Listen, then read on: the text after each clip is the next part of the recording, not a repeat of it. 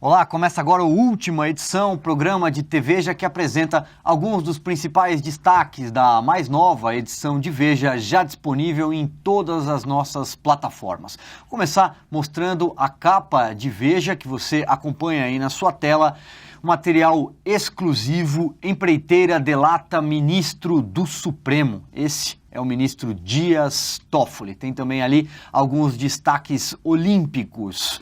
Quem está aqui do meu lado é o Pedro Dias Leite, editor de Brasil. Tudo bem, Pedro? Possível. Pedro, a revista mais uma vez traz material exclusivo sobre as delações premiadas. Na verdade, nesse caso, ainda está em processo de negociação da delação premiada do Léo Pinheiro, da OAS, mas o cardápio indica que ele tem coisas suspeitas a dizer sobre o ministro Dias Toffoli.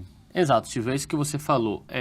Quando um delator decide fazer o acordo com o Ministério Público, tem duas fases. A primeira fase é a do cardápio. Ele apresenta para os procuradores, para os investigadores, todas as evidências que ele pode dar de cada caso.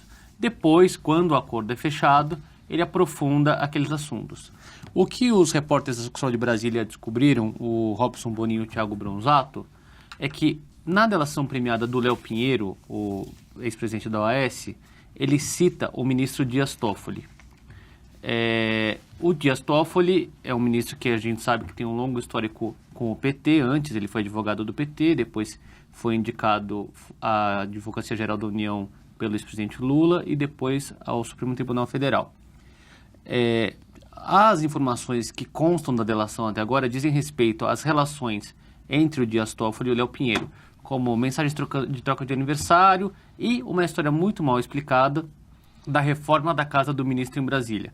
O ministro tem uma casa no Maria Nobre da cidade, a casa estava com infiltração, o Léo Pinheiro, que dizia não ter intimidade nem nada com ele, se prontificou a ajudá-lo, indicou uma empresa,